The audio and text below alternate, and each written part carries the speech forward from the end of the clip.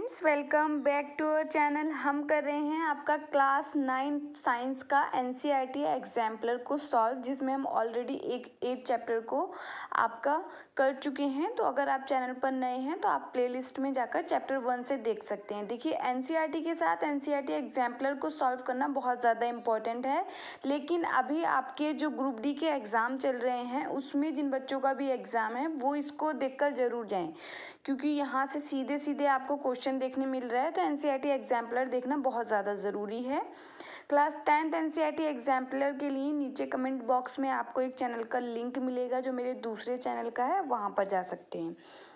आज है class 9th का चैप्टर नंबर 9, आपका है बल तथा गति के नियम। तो देखिए, आपसे फर्स्ट क्वेश्चन पूछा गया है, सरल रेखीय पथ में अनुदिश त्वरित गति से गतिमान किसी पिंड के लिए नीचे दिए गए कथनों में से कौन सा कथन सही नहीं है। सही नहीं बताना है। सबसे पहला तो है सीधी रेखा में त्वरण कर रहा है कोई पिंड, क्या है, सीधी रेखा में क्या कर रहा है, आपका त्वरण कर रहा है। तो देखिए, त्वरण क्या होता है, अगर हम त्वरण को देखें तो त्वरण का फॉर्मूला क्या होता है, त्वरण होता है आपका वेग परिवर्तन, वेग में परिवर्तन क्या हुआ है बट्टे आपका समय, ये क्या है, त्वरण है आपका। तो यहाँ पर आप समझेंगे, फर्स्ट ऑप्शन दे रखा है इसकी चाल परिवर्तित होती रहती है। जब वेग में परिवर्तन हो रहा है तो मतलब चाल तो आपकी परिवर्तित होती ही रहेगी।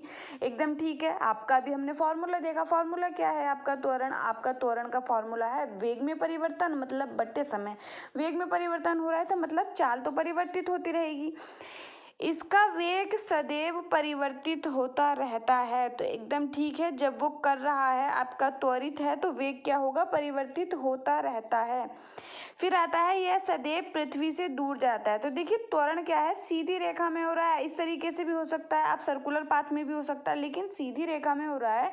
या आप किसी पिंड का आप सीधी रेखा में जमीन के आपके साथ चल रहा है, ऊपर फेंकेंगे तब आपका है कि पृथ्वी से दूर जा रहा है, लेकिन सदैव पृथ्वी से दूर जाता है। तो ये तो आपका करेक्ट नहीं है। तो यहीं पर इस आपसे नहीं पूछा था, तो ऑप्शन सी आपका करेक्ट हो गया।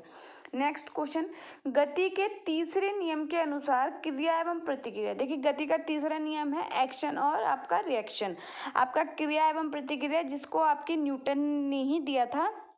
तो इसमें आपसे पूछा गया है सदैव एक वस्तु पर लगती है। सबसे इसको समझिए, आप एक ऑब्जेक्ट को ले लीजिए, ये कोई वस्तु है। जब आप इस पर कोई इधर से फोर्स लगाते हैं तब आपको ये भी एक फोर्स लगाती है। जैसे आप दीवार का ही एक उदाहरण लेंगे, जब आप दीवार पर दोनों हाथों से बल लगाते हैं तो साथ में आप दीवार भी आपके ऊपर क्या है, बल लगाती है। तो अब आगे ऑप्शन की तरफ बढ़ते हैं, देखेंगे सदैव एक ही वस्तु पर लगती है, गलत है। सदैव दो भिन्न वस्तुओं पर विपरीत दिशाओं में कार्य करती है, के परिणाम एवं दिशाएं समान होती हैं, किसी भी एक वस्तु पर दूसरे वस्तु के अभिलंबवत कार्य करती है। तो देखिए, ऑप्शन बी आपका करेक्ट हो जाएगा, क्योंकि देखिए यहाँ पर सदैव आपको दो भिन्न वस्तुओं के और विपरीत दिशाओं में, अभी आपको बताया था ना, जब इस दिशा में आप लगाएंगे तो इस दिशा से आपको ये ऑब्जेक्ट लगाएगी। तो ये आपका ऑप्शन बी करेक्ट है।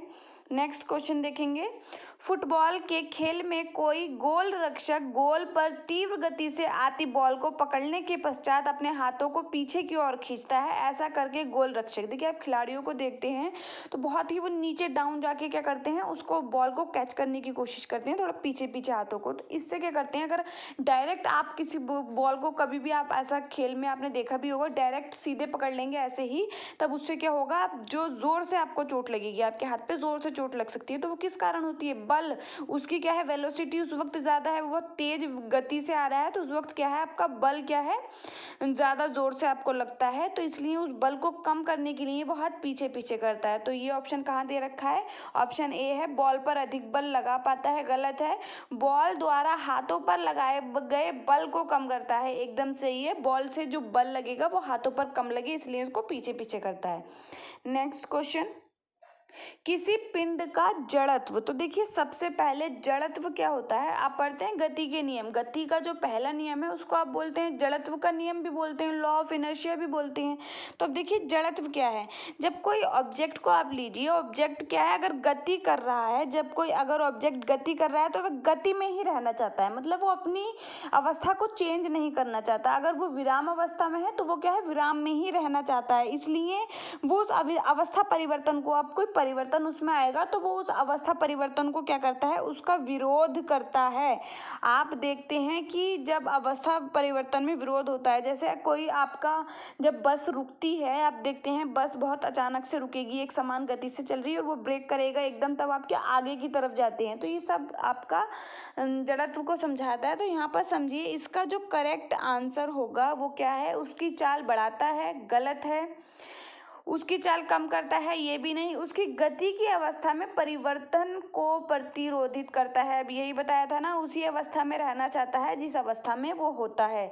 नेक्स्ट क्वेश्चन देखेंगे, कोई यात्री किसी गतिमान रेलगाड़ी में एक सिक्का उछालता है तो उसके पीछे गिरता है, इसका यह अर्थ है कि रेलगाड़ी की गति। तो देखिए यहाँ पर समझिए, आप देखिए वेग में परिवर्तन मतलब त्वरित है, ठीक है, वेग में परिवर्तन है मतलब त्वरित है। यहाँ पर समझिए क्या होता है, जब कोई किसी ने गाड़ी में सिक्के को उछाला, अब इसमें क्या होगा, गतिमान में है ना, तो आप देखेंगे कि वो क्या है, त्वरित है, मतलब त्वरित उसमें चल रही है, क्योंकि वो क्या है, आगे की ओर गिरता है। अभी मैंने आपको बताया कि ब्रेक लगेगा तब वो उसका क्या होगा और एक उसमें क्या होगा, तो इसलिए इसका जो करेक्ट आंसर होगा वो है आपका ऑप्शन ए।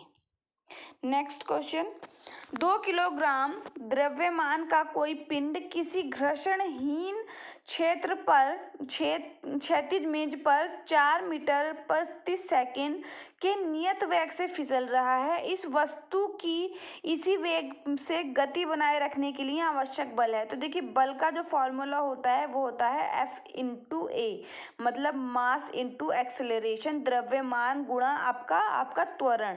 अब देखिए हम सीधे निकाल सकते हैं बल जब हमारे पास क्या हो, अगर त्वरण हो, क्योंकि मास तो हमें दे रखा है 2 किलोग्राम। त्वरण का क्या होता है, अभी आपको बताया था, वेग में परिवर्तन बटे समय, वेग में परिवर्तन।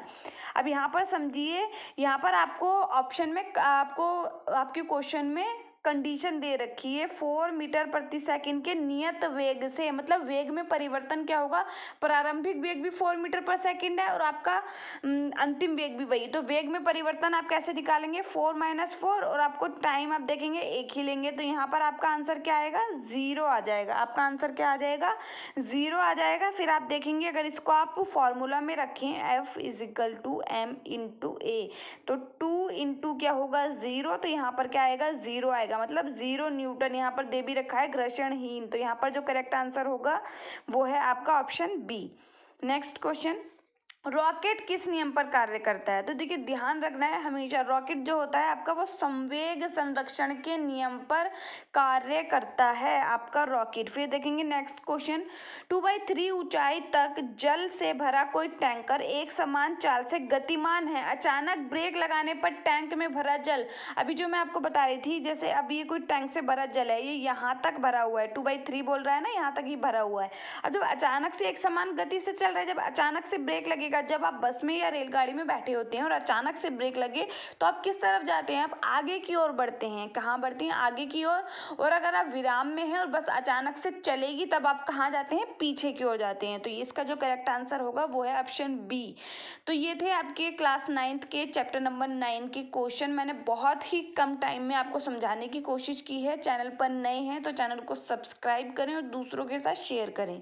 Thank you.